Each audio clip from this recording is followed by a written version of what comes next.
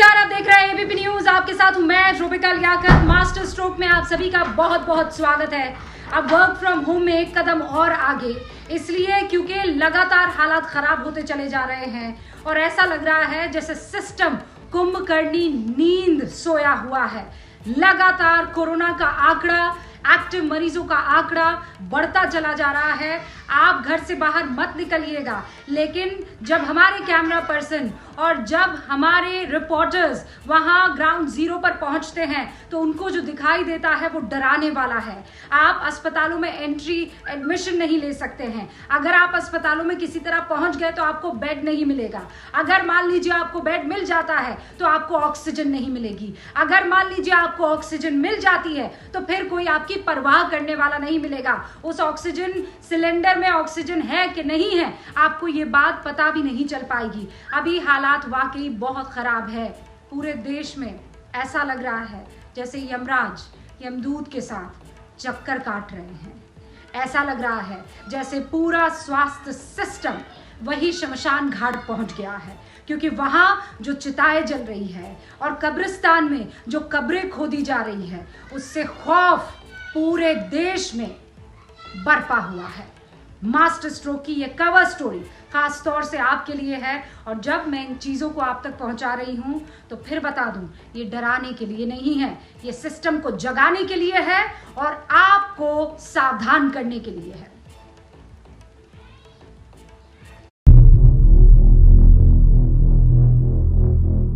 ये भोपाल के आसमान से मौत के तांडव की तस्वीरें हैं। ये कोरोना से जंग हार चुके लोगों की जलती चिताओं की तस्वीरें हैं।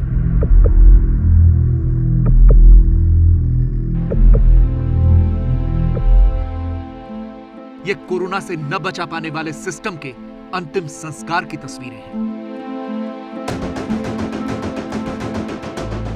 कोरोना का ऐसा दर्द आपने न कभी देखा होगा न सुना होगा। इन तस्वीरों में कुछ एम्बुलेंस हैं, कुछ जलती चिताएं हैं और कुछ बुझी हुई। असल में यह वीडियो हिंदुस्तान के शहरों का प्रतिबिंब है। एम्बुलेंस, पीपी किट पहने हुए लोग और जलती बुझती चिताएं ही इस देश के शहरों की सच्चाई बनकर रह गई हैं। दिन रात 24 घंटे शमशान घाटों में चिताओं की भट्टियां सुलग रही हैं।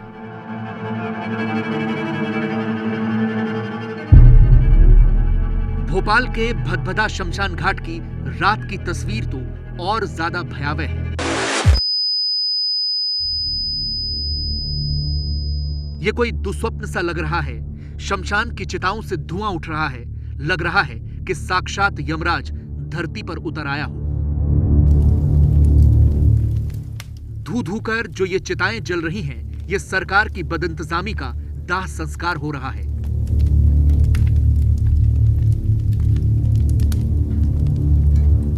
कितनी लाशें जल रही हैं गिनना मुश्किल है। कहते हैं कि सूर्यास्त के बाद चिता नहीं जलाई जाती, लेकिन जब महामारी में इतने सारे लोगों की मौत हो रही हो तो फिर नियम, कायदे, परंपराएं और संस्कार पीछे छूट जाते हैं। हकीकत को कल्पना से भी ज्यादा दर्दनाक बताया जाता है। आज देख भी लीजिए, ऐसी दर्दनाक तस्वीरों की कल्पना क्या की थी कभी? किसने सोचा था कि शमशानों में ऐसे इंसानों की बस्तियां जलेंगी? किसने सोचा था कि मरघट वाला यह सन्नाटा पूरे शहरों में छा जाए? ये वीडियो बहुत दुखद, दर्दनाक और दहलाने वाले हैं, लेकिन यही सच्चाई है। इसलिए सच्चाई को देखना भी चाहिए और सबक भी लेना चाहिए। भोपाल की इन भयावह तस्वीरों को कैमरे में रिकॉर्ड किया है भोपाल के फोटोग्राफर संजीव गुप्ता ने। संजीव गुप्ता का दावा है कि भोपाल गैस कांड में भी उन्होंने ऐसे दृश्य नहीं देखे थे। कल गया था मैं शाम को भदभदा विश्राम घाट। वहाँ जो दृश्य देखे, मैंने गैस कांड भी कवर किया है, तो गैस कांड से ज़्यादा भयावह स्थिति थी कल वहाँ पर। मतलब एक एक एम्बुलेंस में 8-8, 10-10 बॉडीज रख के आ रही थी और एक साथ 50-55 शव एक साथ जल रहे थे वहाँ पर। कोई व्यवस्था नहीं थी, लाइट की कोई व्यवस्था नहीं थी। जो परिजन थे वो इतने परेशान थे, उनको पता नहीं पड़ रहा था कि उनकी पिताजी की बॉडी कौन सी है, उनका कहाँ कैसा है, सब अफरा तफरी थी। हैरानी इस बात की है कि जिस सिस्टम को मरते हुए लोगों को बचाना चाहिए था, वो उन्हीं लोगों की मौत के आंकड़े छुपाने में लगा है। वो सिर्फ आंकड़ों की बाजीगरी करने में लगा है। भोपाल के 2 शमशान घाटों में कल 112 लोगों का कोविड प्रोटोकॉल के तहत अंतिम संस्कार हुआ, लेकिन सरकार का दावा है कि कल भोपाल में सिर्फ 4 लोगों की ही कोविड की वजह से मौत हुई। सरकार कह रही है 4 मौतें हुई हैं, जबकि फोटोज में आप देखेंगे कि उसमें 45 से ऊपर तो बॉडी एक साथ एक ही शमशान घाट में जलती दिख रही है। शमशान घाट का यह दृश्य देखकर फोटोग्राफर संजीव गुप्ता को कल पूरी रात नींद नहीं आई। 25 साल की युवती, उसने वो चिमनी से ऊपर से धुआं निकल रहा था जब बॉडी जलने के बाद, तो मुझसे मतलब मेरी आंखों में आंसू आ गए। उसने कहा कि अंकल मेरी माँ जा रही है ऊपर, उसका फ़ोटो ले लीजिए। वो सीन, उसका नंबर भी उसने मुझे दिया कि आप मुझे मेरी माँ का फ़ोटो व्हाट्सअप कर देना। वो दृश्य देख के मैं रात भर सो नहीं पाया इस चक्कर में कि कहाँ हैं अपन। उत्तर प्रदेश की राजधानी लखनऊ में भी ऐसी ही चिताएं सुलग रही हैं। ये लखनऊ का बैकुंठ धाम है। यहाँ लगातार उठ रहा धुआं बता रहा है कि अब तो पूरा शहर जल रहा है।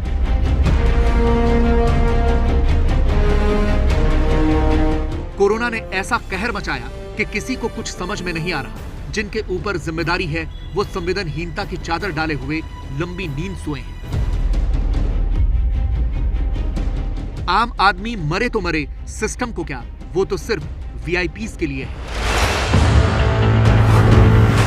यहां लखनऊ के गौतमपल्ली इलाके में सैनिटाइजेशन हो रहा है। पीपीई किट पहने हुए कर्मचारी सैनिटाइजेशन कर रहे हैं। अच्छी बात है, लेकिन यह लखनऊ का सबसे बड़ा पॉश इलाका है। यहाँ सिर्फ मंत्रियों और अफसरों के घर हैं। यानी मंत्रियों ने सैनिटाइजेशन का आदेश दिया और अफसरों ने अपने और मंत्रियों के घर में सैनिटाइजेशन करवा दिया। काश किसी ने इन लोगों को भी पूछ लिया होता जो बेड से लेकर ऑक्सीजन तक के लिए सिर्फ तड़प ही रहे हैं। मैं इस वक्त लाल बाग की सर्जिकल मार्केट में खड़ा हूँ। कई दुकानें हैं यहाँ पर जहाँ सर्जिकल के आइटम मिलते हैं और ऑक्सीजन सिलेंडर भी इन दुकानों पर मिलता है, जो लोग अपनी ज़रूरत के हिसाब से ले जाते हैं। लेकिन हालात ये हैं कि इन दुकानों में सिलेंडर खत्म हो चुका है, डिमांड बहुत ज़्यादा है। पिछले 1 हफ्ते से शॉर्टेज चल रही है, पर जैसे जैसे थोड़े बहुत स्टॉक मिल जाते थे, रिक्वायरमेंट पूरा हो जा रहे थे, अभी तो 2 दिन से बिल्कुल भी स्टॉक आना बंद हो गया। लोग तो सर अभी लाइन लगी हुई ऑक्सीजन के लिए, आप हॉस्पिटल में भी देख रहे हैं, रास्ते में भी देख रहे हैं, ये लोग खड़े में सब उसी के लिए हैं ऑक्सीजन सिलेंडर। अस्पतालों में बेड ही नहीं खाली है जहाँ जा रहे हैं, तो हमको पता चला यहाँ लाल बाग में मिल जाएगा, तो हम एठी से आए हैं उनके लिए हेल्प करने। हम मिला सिलेंडर नहीं मिला? सिलेंडर मैं ढूंढ रहा हूँ, मिल ही नहीं रहा है मुझे। कितनी दुकानों में भटक गया? 5 दुकान, ये भाई साहब की 5वीं दुकान है। क्या कहते हैं लोग? पैसे भी 1-2 जगह हम दे आए, 2-2 हज़ार रुपये एडवांस दे आए कि हमें जो है जैसे आए तत्काल कॉल करिए, जो भी रेट का होगा ले लेंगे। ये वाराणसी का महाशमशान यानी मणिकर्णिका घाट है, जहां लग रहा है कि कोरोना ने शवों की अनंत गाथा लिख दी। यहाँ हालात बद से बदतर हो गए। चारों ओर शवों को समेटे चिताएं धधक रही।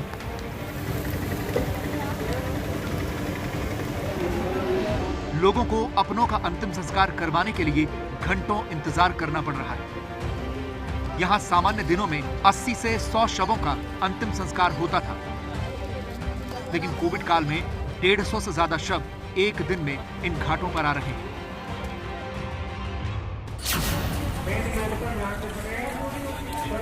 विडंबना देखिए कि अंतिम यात्रा के लिए भी लंबा इंतजार करना पड़ रहा है। यह गाजियाबाद का हिंडन शमशान घाट है। यहाँ लाइन से शव रखे हुए हैं। गाजियाबाद के कई अस्पतालों में जिनकी मौत कोविड से हुई है, यहाँ उनके शव लाए गए हैं। शमशान घाट पर संस्कार नहीं हो रहा क्योंकि पहले से ही बहुत से शवों की अंतिम क्रिया का नंबर लगा हुआ है। 5 लोगों की डेड बॉडी आई है अभी नरेंद्र मोहन हॉस्पिटल से। वहाँ से फ़ोन किया है, इन्होंने बोला हम आ जाएं।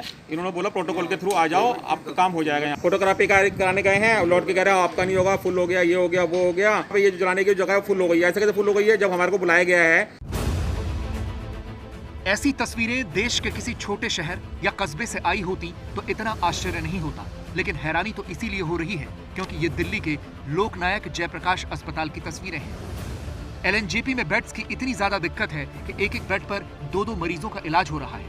यहाँ हर कोई कोविड पेशेंट है। गंभीर हालत में लोग अस्पतालों में भर्ती होने आ रहे हैं, ऐसे ही लोगों को ऑक्सीजन सिलेंडर लगाए गए हैं। लेकिन अस्पताल की व्यवस्थाएं पूरी तरह चरमरा गई हैं। ये दिल्ली के चांदनी चौक में रहते हैं। पत्नी कोविड पेशेंट है तो अस्पताल में भर्ती है, लेकिन कल रात से उन्हें पता ही नहीं चल रहा कि उनकी पत्नी है कहाँ। मेरी मिसेज रात से भर्ती थी, फिर इन्होंने सुबह अर्ली मॉर्निंग 6 बजे कोविड के लिए ऊपर शिफ्ट कर दिया 3rd फ्लोर पे। उसके बाद 11 बजे मेरे पास कॉल आ रही है कि आपकी ज़्यादा सीरियस है, आप इमीडिएट चांदनी चौक से हॉस्पिटल आ जाइए। मैं हॉस्पिटल आ गया, पूरी चक्कर मारते 4 घंटे हो गए। वो बोल रहा 4 नंबर में जाओ, दूसरा बोल रहा 3 नंबर में जाओ, चौथा बोल रहा 6 नंबर में जाओ। कहीं से कोई इंक्वायरी का पता नहीं चल रहा है। पेशेंट कहाँ है, बॉडी दिखा रहे हैं, नई डेथ हुई है, उसका कोई भी रीजन मेरे को खबर नहीं पड़ रही अभी तक। ये पूजा है, इनकी मां भर्ती है, लेकिन दावा है कि अस्पताल में उनकी मां की देखभाल नहीं हो रही।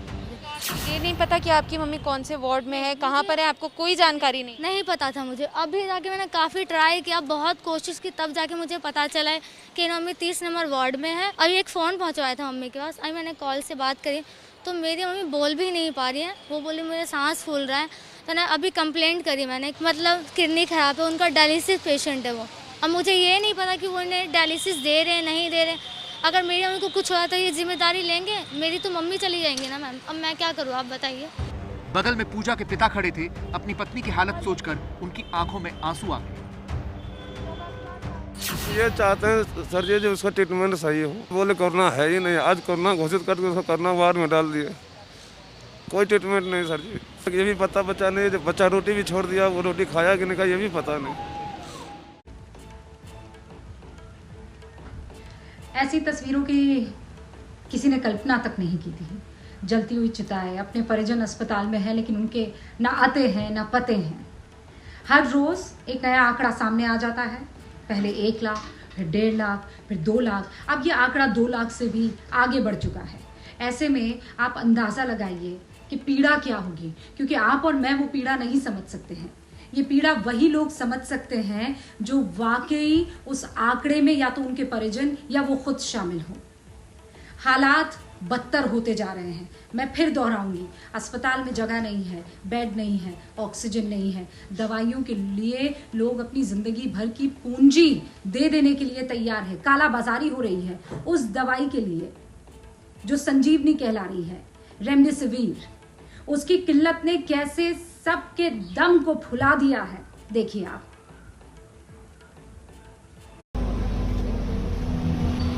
साठ घंटे से बिना पानी पिए एक लाइन में खड़े हुए हैं कि मिल जाएगा। मेरा भाई एडमिट आयुर्वेदिक कॉलेज में, वो मर रहा है वहाँ पर, लेकिन हम यहाँ पर खड़े हुए हैं कि मिल जाए। रिक्वेस्ट करे, हाथ जोड़ रहे, रो रहे हैं, पैसा दे रहे, सब करे, जितना मांग रहे उतना देने के लिए तैयार है। 10-10 हज़ार देने के लिए तैयार है कि एक ही जगह भाई को बचा ले।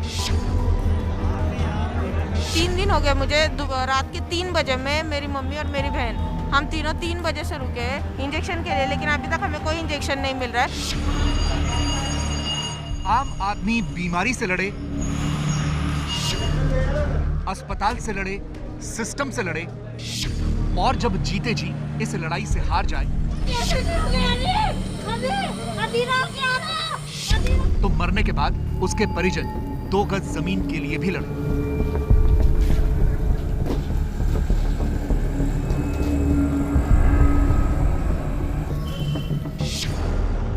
कोरोना काल के इस त्रासदी ने उन सारे वादों और दावों का सच सामने रख दिया जो पिछले 1 साल में देश की जनता से किए गए। वरना क्यों, बस कुछ ही दिनों में हमारे हेल्थ सिस्टम की सांसें उखड़ने लगी, अस्पताल दम तोड़ने लगे और एक अदद इंजेक्शन के लिए लोग तड़पने लगे।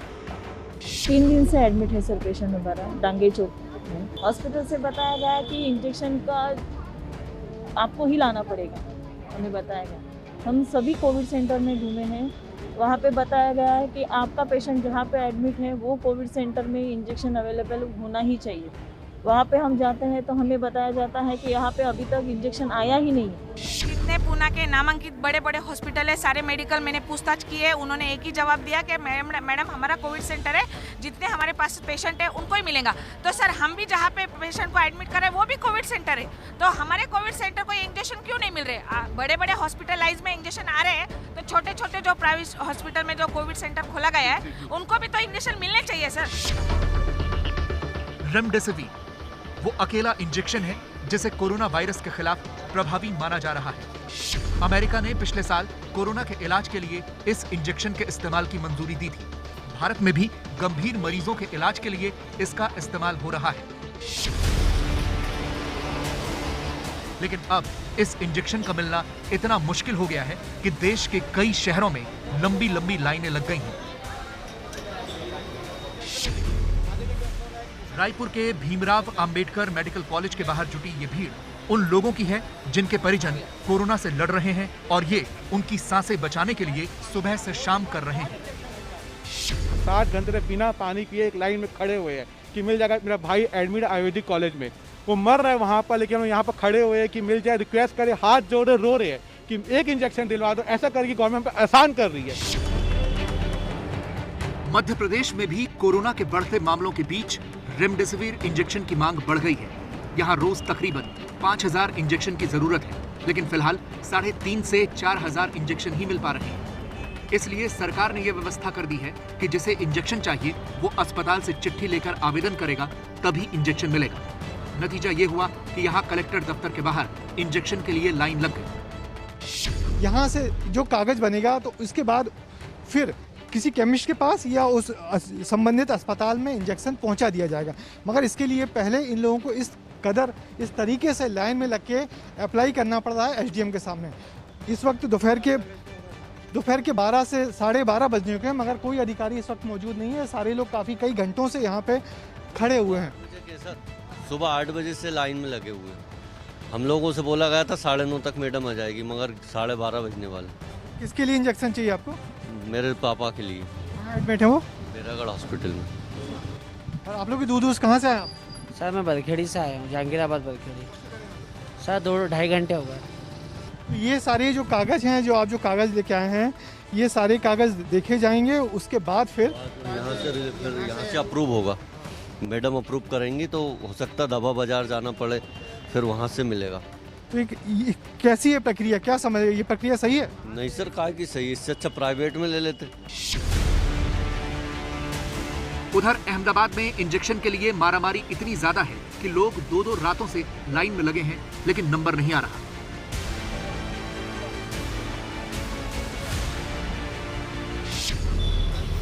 वहीं कोरोना का सबसे ज्यादा कहर झेल रहे महाराष्ट्र में हाल ये है कि इंजेक्शन के लिए लोगों को धरने पर बैठना पड़ा। पुणे के डिस्ट्रिक्ट कलेक्टर ऑफिस के बाहर बैठे इन लोगों का कहना है कि रेमडेसिविर इंजेक्शन के लिए अस्पतालों ने हाथ खड़े कर दिए हैं। सरकार की हेल्पलाइन नंबर पर कोई जवाब नहीं मिल रहा और ऐसे में उनके मरीजों की हालत बिगड़ती जा रही है। और ये सब सिर्फ इसलिए हो रहा है क्योंकि इंजेक्शन की कालाबाजारी हो रही है।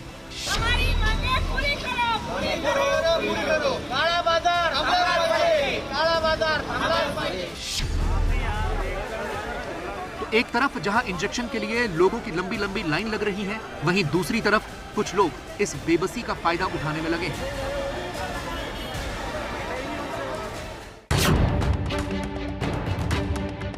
ये वही रेमडेसिविर इंजेक्शन है जिसके लिए शहर शहर मारामारी मची हुई है। इंदौर में इसकी कालाबाजारी हो रही है। एसटीएफ ने 3 आरोपियों को गिरफ्तार किया जो 20-20 हजार रुपए में एक इंजेक्शन बेच रहे थे। आरोपियों के पास से 12 इंजेक्शन बरामद भी किए गए जो दूसरे राज्यों से लाए गए थे। इनसे जब पूछताछ की गई तो इनके द्वारा विजयनगर की एक मेडिकल शॉप की जानकारी दी गई जहां से इनको ये इंजेक्शन दिए गए थे।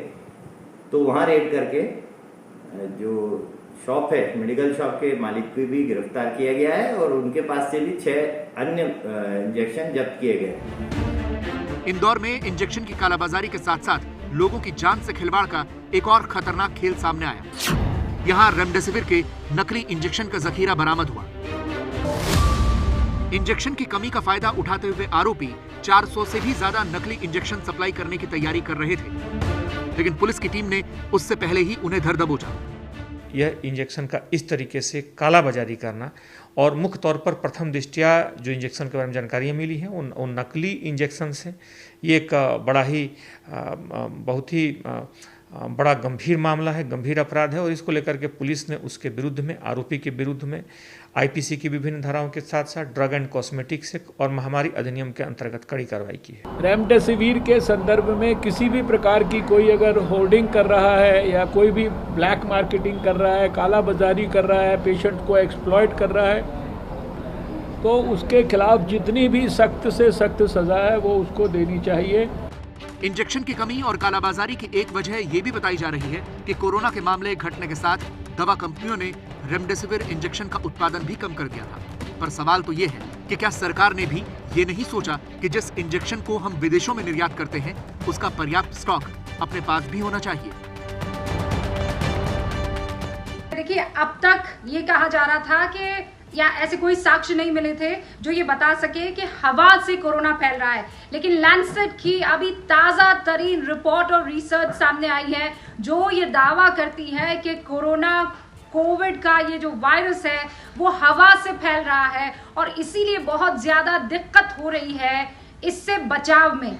अभी हमारी टीम मास्टर स्ट्रोक की इस रिपोर्ट को पढ़ रही है, बाकायदा थोड़ा वक्त आप हमें दे दीजिए, लेकिन थोड़े ही टाइम में लैंसेट की इस रिपोर्ट को अच्छी तरीके से पढ़ के आप तक पहुंचाने वाले हैं। लेकिन लब्बो-लुबाब यही है कि बीमारी के उपचार संबंधी कदम इसलिए विफल हो रहे हैं क्योंकि वायरस हवा से फैल रहा है। तादाद में लोग इस वक्त एबीपी न्यूज को देख रहे हैं, मास्टर स्ट्रोक को देख रहे हैं और इसीलिए ये हमारी जिम्मेदारी है कि आपके मन में अगर कोरोना को लेकर कोई भ्रम है, कोई अफवाह है, कोई सवाल है, तो उन सवालों के जवाब उन लोगों से आपको मिले जो इस सब्जेक्ट के एक्सपर्ट हैं। यानी वो सवाल के आरटीपीसीआर इस बार गलत रिपोर्ट क्यों आ रही है, उसमें बच्चों को क्या कोरोना ज्यादा इफेक्ट कर रहा है, हमें अब करना क्या चाहिए, ये दूसरी वेव कब खत्म होने वाली है, ऐसे तमाम सवालों के जवाब हमने एक्सपर्ट से लिए हैं। तो ये अगली रिपोर्ट आप देखिए, सुकून से, इत्मीनान से देखिए और भ्रम फैलने से और फैलाने से बचाइए। कोरोना संक्रमित व्यक्ति को पुनः कोरोना के इन्फेक्शन होने के चांसेस हैं, बिल्कुल हैं। इस बार सेकेंड वेव में हमें बहुत सारे ऐसे केसेस देखने को मिल रहे हैं जहां पे मरीज़ आके बतला रहे हैं हमें कि हमें नवंबर, दिसंबर या जनवरी में इन्फेक्शन हुआ था और फिर से उनको जांच करने पे उनकी कोरोना की जांच पॉजिटिव आई है। और ऐसे केसेस काफ़ी ज़्यादा हैं, खास करके वो लोग जिनको थोड़ा पहले से कोई कोमॉर्बिडिटीज़ हो, जैसे डायबिटीज़ है, हाइपरटेंशन है, लंग्स की कोई कंडीशन हो, जो कोई ऐसी दवाइयों पे हो जिनसे लोगों की इम्यूनिटी कम होती है, ऐसे लोगों को इन्फेक्शन के चांसेस ज़्यादा हैं। ये जो स्ट्रेन इस टाइम जो हम 2021 में देख रहे हैं स्लाइटली डिफरेंट है। चाहे वो यूके स्ट्रेन है, चाहे वो ब्राज़ीलियन स्ट्रेन है, चाहे साउथ अफ्रीकन स्ट्रेन है, हमारे यहाँ पे जो यहीं का डबल वेरिएंट स्ट्रेन है, जो भी हमारे पास इस टाइम पेशेंट्स आ रहे हैं, हमने दो तीन चीज़ें इसमें अलग सी देखी हैं। एक, ये बहुत ही ज़्यादा इन्फेक्शियस है, यानी कि बहुत जल्दी फैलता है, चाहे वो उतना ही गंभीर हो जितना पिछले साल था, मॉर्बिडिटी मोर्टेलिटी चाहे उतनी हो, लेकिन इन्फेक्शियस ज़्यादा है, जल्दी से जल्दी फैल रहा है। सेकेंड थिंग जो हमने देखी है, ये यंगस्टर्स को बहुत इन्वॉल्व कर रहा है। हमारे पास इस टाइम काफ़ी पेशेंट 30 ईयर 40 ईयर्स में है ना। इसका कारण कुछ भी रहा हो, चाहे यंगस्टर ज़्यादा बाहर घूम रहे हैं या उनकी अभी वैक्सीनेशन नहीं हुई है, बड़ों की हो चुकी है, बट पेशेंट यंगस्टर्स काफ़ी आ रहे हैं। तीसरी चीज़ हम देख रहे हैं, ये लेट पेशेंट को कई बार ख़राब करता है, यानी 9वें 10वें दिन ऑफ इन्फेक्शन सिम्टम्स आने शुरू होते हैं, सीवियर सिम्टम्स आते हैं। इस बार जो लंग्स के बाहर के सिम्टम्स काफ़ी ज़्यादा देखे गए हैं, जैसे पेट में सीवियर दर्द हो रहा है, हेडेक हो रही है, वॉमिटिंग्स आ रही हैं। ऑफ कोर्स जो पुराने सिम्टम्स है, loss of smell, loss of taste, सांस की दिक्कत, ये तो अब तो है ही है, लेकिन लंग के बाहर के भी सिम्टम्स काफ़ी। यदि किसी व्यक्ति को पहली वैक्सीन कोविशील्ड लगी है तो उसको दूसरी वैक्सीन भी कोविशील्ड ही लगानी है, जो 6 से 8 हफ्ते के गैप में लगेगी। सिमिलरली कोवैक्सीन अगर लगी है तो कोवैक्सीन ही लगानी है। दोनों वैक्सीन थोड़ा अलग तरह से काम करती हैं, इनको मिक्स नहीं किया जा सकता है। जो पहली डोज़ लगी है जिस वैक्सीन की, दूसरी डोज़ उसी वैक्सीन की लगनी होती है। यदि पहली वैक्सीन लग गई है और दूसरी वैक्सीन किसी कारण से नहीं लगा पा रहे हैं तो वेट करना है, जब पॉसिबल हो तो दूसरी वैक्सीन लगानी है। पहली वैक्सीन से जो एफिकेसी होती है वो अराउंड 70% है, और वही देखा गया है कि जब सेकेंड डोज लगाई जाती है जो 4 से 8 हफ्ते बाद लगती है तो उसकी एफिकेसी बढ़ के 90% हो जाती है। यदि किसी व्यक्ति को इस बीच कोविड हो जाता है पहली वैक्सीन के बाद तो उसे रिकवरी से 4 हफ्ते के लिए वेट करना है। जब वो ठीक हो जाते हैं उसके एटलीस्ट 4 हफ्ते बाद सेकेंड डोज लेनी है। कोविड डेफिनेटली अपने लक्षण बदल रहा है क्योंकि स्ट्रेन्स बहुत सारे हैं, अलग अलग म्यूटेंट स्ट्रेन्स हैं। कुछ लक्षण अलग होने लग गए हैं। पहले ये सिर्फ छाती को अटैक करता था, अब देखा जा रहा है कि पेट के भी सिम्टम्स मिल रहे हैं। तो ये डिफरेंट म्यूटेंट स्ट्रेन्स हैं जिनके थोड़े थोड़े से स्वभाव अलग होते हैं। जब व्यक्ति उससे इन्फेक्ट होता है तो जो बीमारी पैदा होती है, उत्पन्न होती है, वो ज़रूरी नहीं है सिर्फ छाती संबंधित हो, वो आपके पेट से संबंधित भी हो सकती है। कई बार हेडेक बहुत ज़्यादा होता है, लूज़ मोशंस होते हैं, उल्टी होती है। तो ये हर एक वायरल डिजीज़ में ऐसा होता है, रेस्पिरेटरी वायरल डिजीज़ में, कि शुरुआत में जो सिम्टम्स आते हैं वो अलग होते हैं, ना कि सिर्फ सर्दी ज़ुकाम। बच्चे बीमार क्यों हो रहे हैं, इसके तो दो रीज़न हो सकते हैं। एक तो हमारा कि अब जैसे हमारी यंगर पॉपुलेशन इन्वॉल्व हो रही, कि मींस 30 और 40 वाले, and most of the kids जो है वो उन्हीं के कांटेक्ट में ज़्यादा आते हैं, तो that is one reason. And second is कि ये जो मोस्टली लग रहा है कि वो म्यूटेंट स्ट्रेन है which is infecting young adults, and young adults because of their behavioural, क्योंकि बच्चे तो माँ बाप से दूर रह नहीं पाते हैं, एंड सेकंड इज़ बच्चों को इतना masking, social distancing and frequent hand washing उतना नहीं कर पाते हैं, बिकॉज बच्चे बहुत इरिटेट हो जाते हैं। हम ओपीडी में भी देखते हैं कि मास्क लगाना बड़ा मुश्किल हो जाता है उनको भी। So that is the reason. And second लग के दिस म्यूटेंट स्ट्रेन होने की वजह से हो सकता है ये जो नया स्ट्रेन है सुपर स्प्रेडर है या ज़्यादा इन्फेक्टिविटी रेट ज़्यादा है, इसलिए बड़े हैं वो उनमें ज़्यादा ट्रांसमिट कर रहे हैं। अगर बच्चों को कोरोना हो जाए तो हमें उनमें भी उतना ही ध्यान रखना होता है जितने बड़े को या बुज़ुर्गों में। हमें उनकी वाइटल्स जैसे सांस की दिक्कत ना हो, बुखार जो है वो नहीं टूट रहा है, उस पे ध्यान रखना है, और बच्चों की न्यूट्रिशन पे ध्यान रखना है। और अगर इनमें से कोई भी सांस की दिक्कत हो, खांसी जो हो कि बच्चा चलने पे भी चल नहीं पा रहा और सांस फूल रही है, तो हमें इमीडिएटली डॉक्टर के पास जाना चाहिए। यूँ अगर बुखार लंबा है, जो बुखार नहीं टूट रहा है और बच्चा उल्टियाँ कर रहा है, खाना पीना नहीं खा पा रहा है, तो हमें तुरंत हॉस्पिटल या अपने पीडियाट्रिशियन से मिलना चाहिए। प्रेग्नेंट वुमेन को भी जैसे बाकी लोगों की तरह जो हमारे रेड फ्लैग साइंस है, अगर उसमें कोई दिक्कत हो तभी हॉस्पिटल आना चाहिए। तो एकदम अगर कोरोना कोविड पॉजिटिव आए तो एकदम हॉस्पिटल रश नहीं करना है, आपके डॉक्टर से सलाह मशवरा करना है। और अगर आपको सांस में दिक्कत है तो या बुखार हाई ग्रेड उतर नहीं रहा है तो आप अपने डॉक्टर से संपर्क कर सकते हैं, क्योंकि प्रेग्नेंट लेडीज़ में देखा गया कि उनको रेस्पिरेटरी प्रॉब्लम्स ज़्यादा होती हैं एंड वो ज़्यादा कॉम्प्लिकेशंस में लैंड करती है, प्लस इससे बच्चे की ग्रोथ पे भी असर पड़ता है एंड प्रीमेच्योर बेबीज़ या उनकी ग्रोथ कम होती है। तो ये है, पर ओवरऑल अगर जस्ट कि कोरोना हो जाए हॉस्पिटल भागना, ऐसा बिल्कुल भी नहीं है। आजकल वर्चुअल और टेलीमेडिसिन बहुत यूज़ हो रहा है। आप अपने डॉक्टर से संपर्क करिए, अगर उनको कुछ भी लक्षण लगा कि आपको अर्जेंट अटेंशन की ज़रूरत है तो बिल्कुल उनकी एडवाइस फॉलो करिए। एंड अगर वो कहते हैं कि हॉस्पिटल आपको आने की ज़रूरत है तो ज़रूर आइए। RT-PCR गलत ये एकदम आंकड़ा तो है नहीं, बट हमने भी ये देखा है कि बहुत से कोविड पॉजिटिव पेशेंट्स हैं जो उनका जो क्लिनिकली और बाकी इसमें आ रहा है। तो एक ही रीज़न हो सकता है, या तो म्यूटेशन हुआ है कि जो हमारे रूटीन वाले जो हम टेस्ट कर रहे हैं उसमें पिक नहीं हो रहे हैं, और समटाइम सैम्पलिंग का भी थोड़ा सा असर रहता है कि आपने सैंपल प्रॉपरली लिया है नहीं लिया है। But somehow the role of the mutation or some other variant वो भी एक रीज़न हो सकता है। एंड नॉट श्योर कि हमारा जो ये हमारा रूटीन ये वाला है, हम शायद उसको मिस कर रहा हो कि जो कोई और दूसरा वेरिएंट है। होम क्वारंटीन में रेड फ्लैग साइंस मेरे हिसाब से सबसे इम्पोर्टेंट आजकल तो जिसको भी कोरोना है सबसे पहले उसे पल्स ऑक्सीमीटर उसके पास होना चाहिए। और अगर आपका पल्स ऑक्सीमीटर आपकी सैचुरेशन जो पहले ठीक दिखा रहा था एकदम से वो ड्रॉप हो रही है, समझ लो आपकी 98 से 92 हो गई, तो ये एक रेड फ्लैग साइन है। सेकंड, अगर आप चलने के बाद या थोड़ा 2 मिनट आप रूम में चले और उसके बाद आपने पल्स ऑक्सीमीटर लगाया, आपकी पल्स सैचुरेशन ड्रॉप हो रही है, तो ये एक रेड फ्लैग साइन है।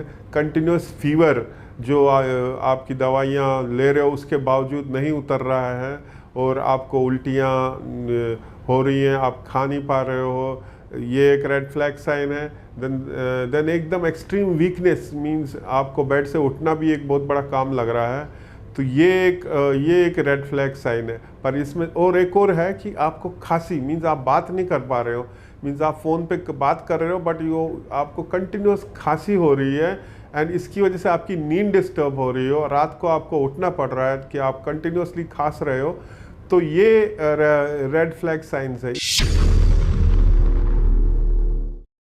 ये संभावना पूरी है इसकी, अगर संक्रमित व्यक्ति को बहुत ज़्यादा इन्फेक्शन है और हम 1 मिनट या 2 मिनट या 5 मिनट भी उनके साथ रहेंगे तो बिल्कुल जो उनके ड्रॉपलेट्स हैं वो हम इनहेल कर सकते हैं। 1 मिनट तो खैर थोड़ा बहुत ज़्यादा हो गया, लेकिन इस पर कोई ऐसा अभी स्टडी नहीं आया है कि क्या वाकई में 1 मिनट में हम किसी के संपर्क में आएंगे। बट जिस तरह से ये संक्रमण फैल रहा है उससे प्रतीत ऐसे ही हो रहा है कि कोई भी संक्रमित व्यक्ति के संपर्क में आ रहा है तो वो संक्रमित हो जा रहा है। तो ये बिल्कुल समझना सबके लिए बहुत ज़रूरी है। ऐसे समय में बहुत सारी बातें होती हैं, उनमें से कुछ एक बात ये भी हमारे सामने सुनने को आई है कि क्या 1 मिनट के अंदर हमें इन्फेक्शन लग सकता है। अगर हम साइंटिफिक एविडेंस को देखें तो अभी तक ऐसा कोई एविडेंस हमारे पास नहीं है, और जो हमारी एक्सपेरिमेंटल स्टडीज है, जो पिछली वेव्स की स्टडीज हैं, वो यही कहती हैं कि जो एवरेज टाइम होता है करीब 15 मिनट का होता है। इस बार क्योंकि म्यूटेंट स्ट्रेन्स हैं और इस बार नए स्ट्रेन्स हैं तो हमें लग रहा है कि ये टाइम कुछ कम हो सकता है वो 15 मिनट से कम होकर 10 मिनट का हो या 12 मिनट का हो, या हो सकता है उससे थोड़ा और कम हो, मगर 1 मिनट डेफिनेटली इसके बारे में ना तो अभी कोई एक्सपेरिमेंटल स्टडीज हमारे पास है और ना ही इस बात का कोई एविडेंस हमारे पास है। इस वक्त एक बड़ी खबर है और अच्छी खबर है, केंद्र सरकार की तरफ से बड़ी खबर दी गई है। वो ये है कि भारत बायोटेक को आर्थिक मदद सरकार की तरफ से दिया जाएगा और आत्मनिर्भर भारत मिशन के तहत 65 करोड़ की मदद दी जाएगी। जुलाई तक प्रति महीने 7 करोड़ वैक्सीन डोज तैयार करने का टारगेट इस वक्त बताया जा रहा है। सरकार की तरफ से, केंद्र सरकार की तरफ से यह बड़ा ऐलान है, भारत बायोटेक को आर्थिक मदद देगी सरकार। एक ब्रेक के लिए हम यहाँ पर रुक रहे हैं। प्लीज अपना ख्याल रखिएगा, अपने घर वालों का ख्याल रखिएगा, अभी हालात बहुत अच्छे नहीं हैं।